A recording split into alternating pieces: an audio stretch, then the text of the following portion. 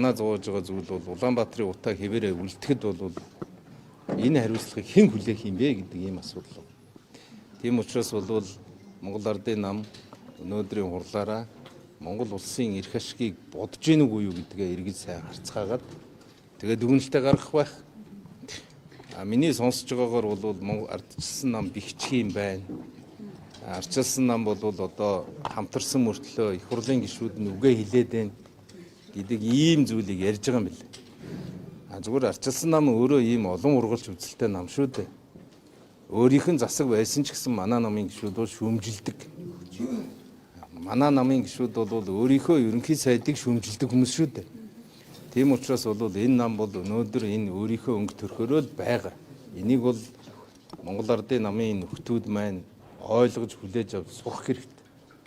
Түүнээс биш одоо хамтарлаа гэдэг нь намын гишүүдийнхээ амийг бариа гэсэн үг ерөөсөө биш. Ийм хэлцээрийг бол бид нар хийгээгүй. Бид нар бол улсын эрх ашигыг бодож ажиллаж байгаа. Гэдгийг одоо дахиад хэлмээр байна. Тэгээ бид нар ч гэсэн улс төрийн зөвлөлд одоо ардчилсан намынхаа улс төрийн зөвлөлдөө их хурлын гишүүдээр өргөтгөөд энэ асуудлыг ярина. Хамтарсан засгийн газар байгуулалтад намын дарганараас хоорондоо гэрээ байгуулсан. Тухайн гэрээн дээр одоо ямар нэгэн байдлаар гаалт байгаа юу? Хэрвээ хуулийн хүрээнд тодорхой одоо заасан юм бид бол итгэл үнэмшлэрээ хамтарсан шүү дээ. Тэр итгэл үнэмшил хаана байна вэ гэхээр улсын эрх ашиг нэгд байна л гэдэг ийм итгэл үнэмшил. Улсынхаа эрх ашигаас урвсан тохиолдолд бол эвсэл задрах ёстой. Хамтарсан засаг тарах хэрэгтэй. Улсын эрх ашиг өнөөдөр улсын эрх ашигаа орхиод намынхаа эрх ашиг, намын нэр хүнд тодорхой хүмүүсийн эрх ашигын төлөө шийдвэр гаргаж байгаа бол цаашаага ингээд л явна. Түүнээс биш ардчилсан нам одоо засагт байлгаад өгөөч гэж хизээж гуйхгүй. Ардчилсан нам бол одоо юу гэдгийг улсынхаа эрх ашигаас хизээж урахгүй. Бид бол тавьсан зорилтынхоо төлөө засгийн газрын 24-өөс 28 оны мөрийн хөтөлбөрийг хэрэгжүүлэхийн төлөө бол тууштай ажиллаж байгаа. Ер нь одоо эргээд харах юм бол энэ 7-8 сарын хугацаанд бол ардчилсан нам 2 удаа завсарлага авсан. Ингэж завсарлага авахдаа засгийн газрын мөрийн хөтөлбөрийг хэрэгжүүлэхгүй тухайд бол ерөөсөө завсарлага аваагүй. Ардчилсан намын тодорхой гишүүд бол санаачлаг гаргасан. Гэхдээ ардчилсан намын улс төрийн зөвлөл бол хизээч хамтарсан засгийн үйл хэрэгт садаа болох шийдвэр бол гаргаж байгаагүй гэдгийг бол бүгдээрээ мэдж байгаа. Тийм учраас бол бид бол байгуулсан гэрээнийхээ талд хатуу байна. Тийм ч учраас эх жилийг 26 оныг бол эдийн засгийн либералчил хийя, чөлөөт эдийн засгийг цогцлооё гэдэг ийм одоо хөгжлийн төлөвлөгөөг бид нар оруулж ирж байгаа. Юу вэ гэвэл бизнес эрхэлж байгаа хүмүүс нь илүү амар тайван, илүү татврын дарамтгүй, илүү хүнд сурталгүйгээр байх тэр эрх зүйн орчныг 26 онд хэдүүлээ хийя. Тийм ч учраас өнөөдөр бид нар энэ нийтийн албаны одоо нотлогдохгүй орлогыг хураах хуулийг их хурлдаа өргөн барьж байгаа.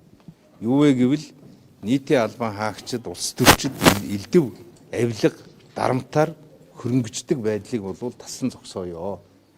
Нотлогдохгүй бол төр хурааж авдаг энэ систем рүү орё гэдэг ийм зүйл рүү явж байгаа. Юу гэсэн үг вэ гэвэл тэгээ сая өргөн барьсан бид нар засгийн газраараа оруулаад өргөн барьлаа шүү дээ. Энийг одоо сүүлийн 3-4 сар хилцүүлж байгаа.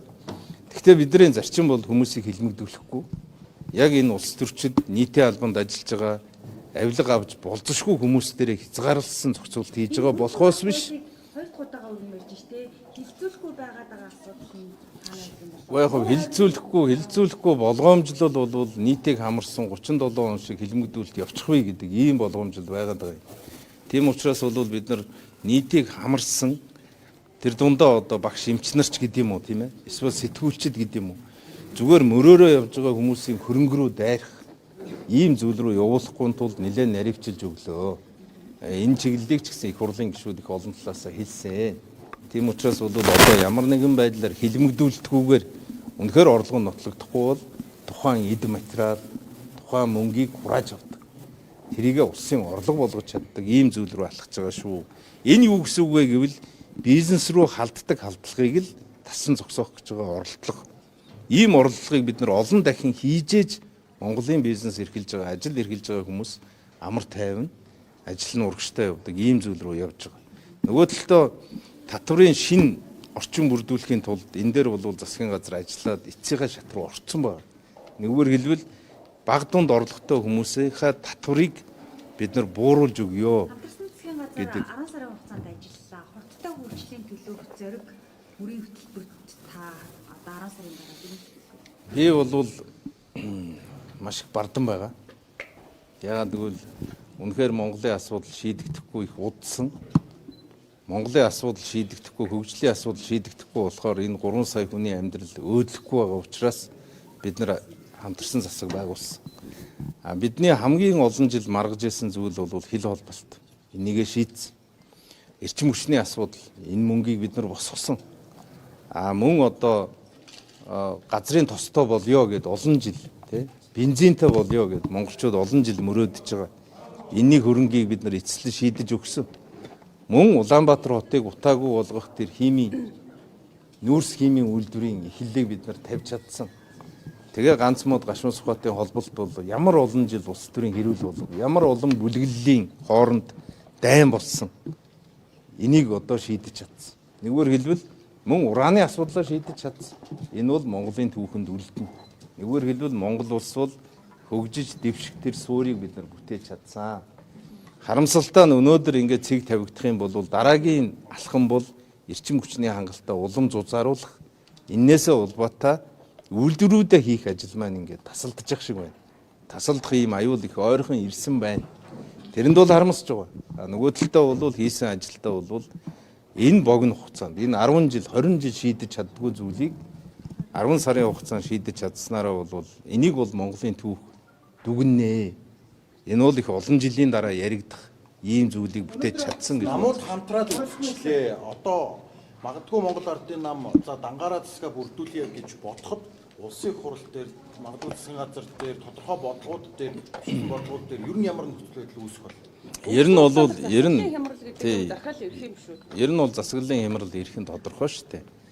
Энэ бол өнгөрсөн хугацаанд нөгөө мажоритар системээр яваад олон цөөнх гэдэг зодоо Монголын төрийг засдаг нөгөө ЭВ-ийн ухаанаа алдсан байсан орчин руугаа буцаад орноо. Тэр бол баталгаатай.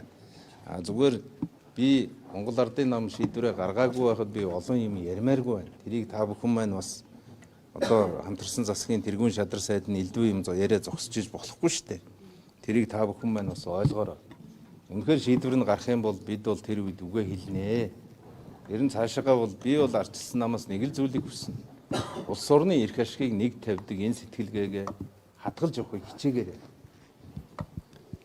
ЭВ гэдэг бол энэ Монгол төрийн том ухаан одоо нэвтрэх гэж оролдож байгаа юм. ЭВ-гүүгээр Монголын парламент зүгээр дайсагнал зодооноор бол цаашаа явахгүй. Ялангуяа энэ сошиал асар өндөр түвшинд хөгжсөн байгаа энэ цаг үед бол зодоон бол Монголыг хуваана. Монголын талцал бол хөөрхий суман дээр очичдаг юм аа. Баг руу орчдөг юм аа. Айл гэрлүү орчдөг юм аа. Ажлын бүтээмжийг бүрэн унагадаг юм аа. Тэгээ Монгол хүний энэ одоо характер, монголчуудын одоо өв соёл гэдэг их олон зүйл бол яг энэ сошиал нийгэмд бол сорилттой тулгарч байгаа шүү. Тийм учраас бол ардчилсан нам ЭВ-ийг сахидаг, улсын хөгжил, улсын эрх ашиг нэгт гэдэг энэ зориг агсныхаа үгийг бол мөнхөн санаж яваарай л гэж хэлмээр байна. Өнөөдөр танаа улс төрийн зүйл гаргалтаад асуудал хаашаа чиргэж байгаа юм шүү дээ. Та нарыг одоо дискас гар гэдэг зүйл яриул яг. Гоо ярих хэрэгтэй шүү дээ. Олон талаасаа юм ярий. Түүнээс биш бид нар бол ярихаас зүхтаадаг нам бол ерөөсөө биш. Намынхаа гишүүдийг үг хэлхийг хоригддаг нам бол ерөөсөө биш. Энэ бол намын онцлог бий. Тийм учраас ардчилсан нам жишээлбэл одоо дөрмөө өөрчилж штэ. Цаашаа ардчилсан нам бол институт руу шилжилт рүүгээ орж байгаа. Өнөөдөр 2 жилийн өмнө ардчилсан нам ямар байсныг та нар бүгдээрээ мэдж байгаа шүү дээ. 2 хуваагдсан, 2 тамхтай, 2 байртай, 2 даргатай, 2 гэрчилгээтэй ингээд. Тэгэхээр бол энэ зовлонгийн ард гарсан улсууд бол тийм илүү их тийм зовлон үдсэн хүн илүү хүчтэй болох хэвээр. Тэгэхээр бол энэ хүчирхэг Монголд л хүчтэй нам байна уу гэхээс биш ядарсан Монголд бол тийм хүчтэй улс төрийн хүчин гэдэг бол ойлголт байхгүй шүү дээ. Тэгэхээр бидний тавих зорилго бол энэ байгаа 4 жилийнхаа хугацаанд Монгол улсаа хүчрхэг болгох хэрэгтэй. Сөрөг хүчин боллоо гэхэд үр зөрөг хэрхэн харагдаж байна та бүхэнд? Гэхдээ шүүмжлэлтэй хандах хандлага нь бол нэмэгдэх байх. Тэгээ тэр бол их тодорхой байгаа. Ойлгомжтой шүү дээ. Зүгээр миний хувь хүний итгэл үнэмшил бол улс орны эрх ашигыг мурчин дарсан тийм улс төр битгий хийгээсэй л гэж бодож байна. Хэдэн хүний сайд болох эсвэл магадгүй том төсвөлтэй холбоотойгоор тодорхой компаниудын эрх ашигын улмаас энэ асуудалд явагдаад байна уу гэдэг байна.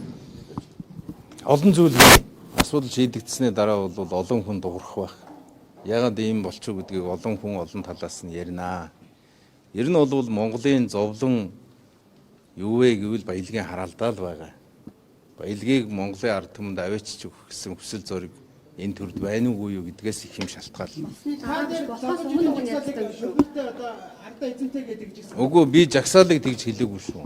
Сэвэлтийг хэлсэн. Буруу мессеж буруу байна. Та нар сэтгүүлчид та бүхэн монголчуудынхаа төлөө хичнээн гоё зүйл ярьсан ч сэвэгддэг билүү? Хүнд хүрдэг билүү? Гэтэл засгийг унгахын төлөөх сэдв болгоно хүнд хүрж байна. Олонд хүрж байна. Олон торол ажиллаж байна. Би жагсаалын тухай яриаггүй шүү. Жагсаалын тухай өцөгдөр хүмүүс андуурч ярьж байна лээ. Одоо энэ ээги байна. Би жагсаалын тухай яриаггүй. Би бол тухайн сэдвийн тухай л ярьсан. Тэгээ та хэд хулан таг та хоёр надаас ярьцлага авсан. Би тэр үед бол жоохон эмоцтой байсан байж магадгүй. Тэгэхдээ би жагсаалын тухай яриаггүй шүү. Буруу ойлгож байна. Засгийн газрын гэрээнд ямар тохиолдолд баялах дээр зүйл залтнасан? Одоо та бүхнийг урьж оруулсан тийм ээ. За одоо гарчхаа гэж гарчхаар зохицуулалт энэ төр бол байхгүй юм байна тийм.